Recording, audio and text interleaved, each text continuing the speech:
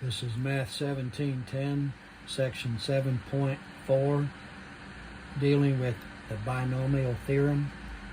We want to begin by looking at a special pattern on numbers arranged as a triangle that will facilitate the expansion of a binomial expression such as x plus y in parentheses to the n power. This is called Pascal's triangle. The binomial coefficients 1, 2, and 1 appearing in this expansion correspond to the second row of Pascal's triangle. So the top one of the triangle is row 0. The two ones in the next row is row 1. So 1, 2, and 1 are row 2. And then in each row below that, you have the coefficients for higher powers. So for the row with 1, 2, and 1, that's the second power. The next row with 1, 3, 3, and 1 is to the third power, and so on. And I've given you the expansions for x plus y to the second, third, fourth, and fifth power, and you can see the coefficients that correspond in each case. Pascal's triangle was named after Blaise Pascal, who was a famous French mathematician and philosopher. To build the triangle, you start with 1 at the top, then you continue placing numbers below it in a triangular pattern. Each number is the numbers directly above it added together. So the numbers in the triangle correspond to the coefficients in the expansion, and the triangle can be generated indefinitely. Row 3, you have 1, 3, 3, and 1. Each row begins with a 1. Above the next number in the row, which is 3, above that row 3, is 1 and 2, which adds up to 3. Above the next number in the row, another 3 is 2 and 1, which also add up to 3. And also each row ends with a 1. Then look at row 4. The numbers in row 4 are 1, 4, 6, 4, and 1. Above the first 4 is the numbers 1 and 3 that add up to 4. Above the next number 6, you have 3 and 3, which add up to 6. Above the next number 4, you have 3 and 1, which adds up to 4. So this process can be repeated indefinitely. And there I have another diagram that shows how each number in each row is calculated. We also want to talk about something called n factorial. And it says that for any positive number n factorial is n times the number 1 less than that times the number 2 less than that. And then we come down to finally at the end we get a 3 times a 2 times a 1. So numbers start with n and they end with 1. And they're all multiplied together. So for 6 factorial, you have 6 times 5 times 4 times 3 times 2 times 1. And I'm using the symbol here instead of parentheses, but that equals 720 when you multiply it all together. There are some steps that you can do this on the graphing calculator. So if you hit the 6 key, the math key, scroll over to PRB and choose option 4 and hit enter, you'll get 720 that way. Now there's a lot of different ways to come up with the binomial coefficients other than Pascal's triangle, and one of them is by using the definition under part E, where n and k in the parentheses can be calculated by the fraction n factorial over k factorial times n minus k factorial. So when you're looking at 3 and 0, the first number in row 3, disregarding the 1, is a 3. When you have 7 and 4, you have the fifth number in row 7, because you're disregarding the 1, and that'll be a 21. So let's look at this example here, 6, 2, and use the, we're going to use the definition.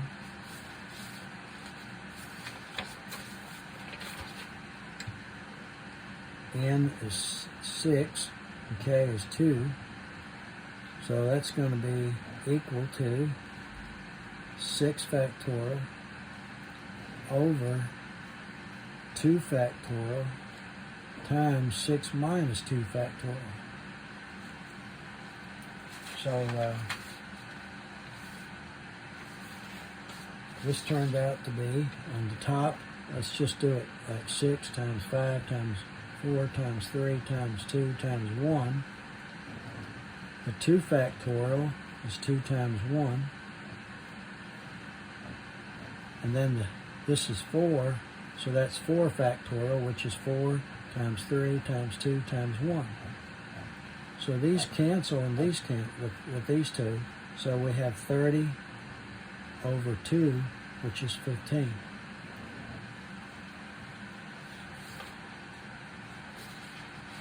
All right, so we're now going to look at part F, which gives us a summary of binomial expansion. In other words, the steps that are involved. First thing it says is that there will always be n plus 1 terms. So if you're expanding to the 8th power, there will be 9 terms, one more than the number of the power. The first term is always x to the power of n. Each succeeding term, the exponent of x decreases by 1, and the exponent of y increases by 1.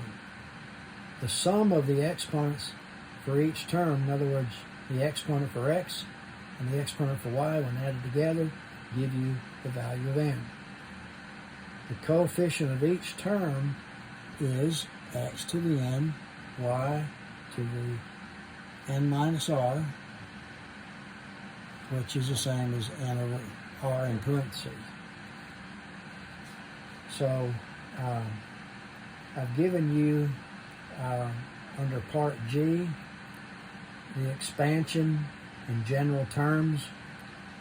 So x plus y in parentheses to the nth power, you have x to the n, y to the 0.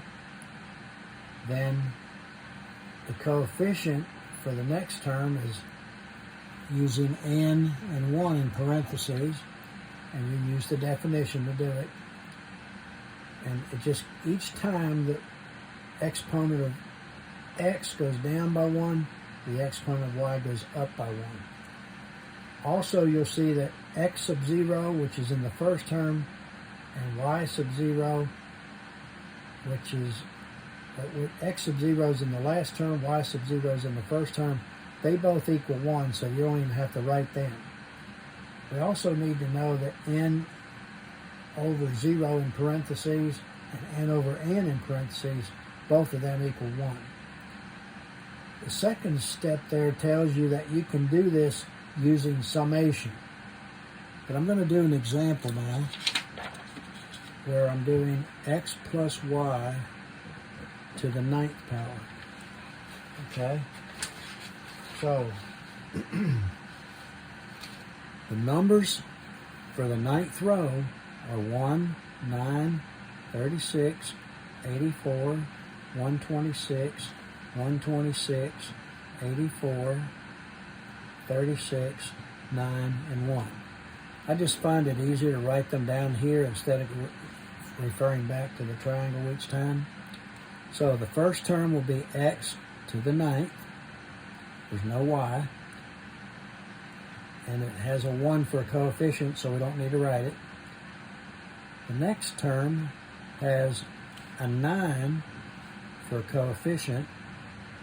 X will be to the 8th power, and y will be to the 1st power. All right, then we got the next coefficient is 36. X will be to the 7th, y to the 2nd. Notice the 8 and the 1 add up to 9. The 7 and the 2 add up to 9. Next we'll have 84, x to the 6, y to the 3rd. X went down by 1, y went up by 1. Then we have 126,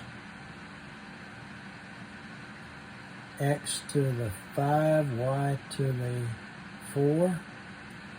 Then we have another 126. X goes down to 4 for exponent, y goes up to 5. Then we have 84. X to the 3rd, y to the 6th. Then we have a 36. X to the 3rd, y to the 6th.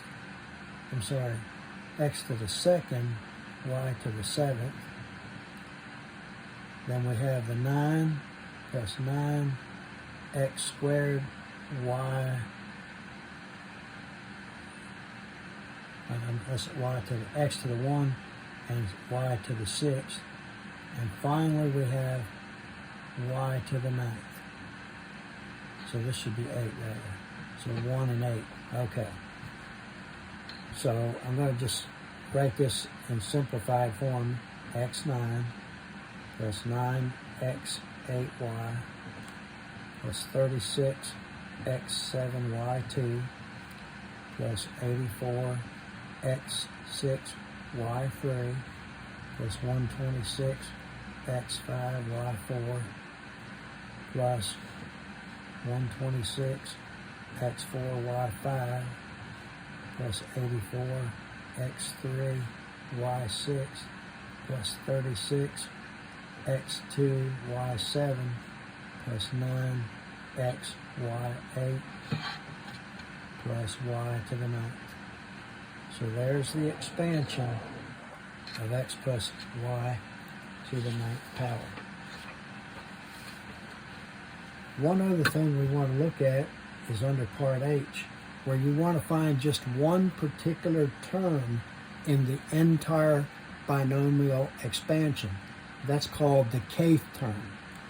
And we use this right here, n over k minus 1 in the parentheses, x to the n minus k minus 1, and y to the k minus 1. So I'm going to do an example on this one also. All right. Let's find, say, the 7th term of a minus 2b to the 10th power. So here this a is the same as the x that we had, and this 2b is the same as y, because in our pattern we used x and y. So we have 10, which is the power, over 6, because we're looking for the 7th term, so k minus 1 is 6. So that's what goes in the parentheses. Then we have x to the 10 minus 7 minus 1, and y to the 7 minus 1. This right here turns out to be 210. And we can use the definition to get that value. X will be, we have 6 right here, so 10 minus 6 is 4, and 7 minus 1 is 6. So this is the 7th term of the binomial expansion for a minus 2b to the 10th power. Now, even though this is not in your notes, I'm going to do one more example where I'm going to use 2x plus 3y instead of just plain x and y, and I'll do it to the 7th power. So my numbers are 1, 7, 21, 35, another 35, 21, 7, and 1. The two numbers in the middle, if you'll notice, going backwards this way, you get the same numbers as if you go this way. All right, so we're going to start out with 2x to the 7th plus That takes care of that. We have a 7, and then we have a 2x to the 6. The whole 2x is to that 6th power. We got a 3y, and that'll be to the 1st power. Then we'll go to the 21. 21, 2x to the 5th power, 3y to the 2nd power. Then we'll go to the first 35. 35, 2x to the 4th, 3y to the 3rd. Again, everything adds up to 7. Plus, okay, we've used the first 35. We're going to use the next 35. 35, 2x to the 3rd, 3y to the 4th. And we're ready for another 21. 2x to the 2nd, 3y to the 5th. Ready for 7. 7 times 2x to the 1, 3y to the 6th. And finally, we use this last one, 3y to the 7th. Now we have a lot of simplifying to do because we have to raise like 2 to the 7th, 2 to the 6th, multiply by 3 and all that. So, when we do all that, 2 to the 7th is 128, and that's x to the 7th. If you take 2 times 2 to the 6 times 3, you get 1344, and you can do that on your calculator. X will be to the 6, y to the 1.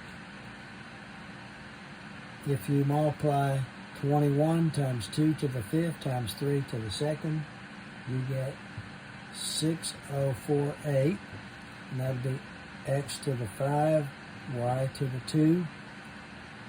If you multiply 35 times 2 to the 4th times 3 to the 3rd, you get 15120. That'll be x to the 4th, y to the 3rd. Plus, the next one, you'll do 35 times 2 to the 3rd times 3 to the 4th, which turned out to be 22,680. That'll be x to the 3rd, y to the 6th. And then plus, let's see, we're on 3rd, 2nd, okay? So 21 times 4 times 3 to the 5th. I did not do this in advance, so I'll just put it in here and you can work it out. That'll be x squared y to the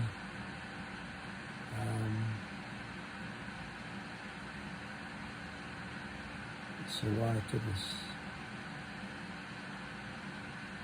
Oh, wait a minute, I got my numbers mixed. This should not be a 4, it should be a 6, it should be a 4. So this should be a 5. Okay, so then I got, let's see, I got a 7 times a 2 to the 6 times a 2 to the 1 and a 3 to the 6. All that goes in with x and then y. So this should be y to the 6th. And then lastly I got 3 to the 7th, y to the 7th. So on those three right there, I didn't calculate that out for you, so you can do that yourself. But I just wanted to show you what it would be if there's something other than x and y, that you have a lot other numbers in there to be multiplied out. That concludes this section.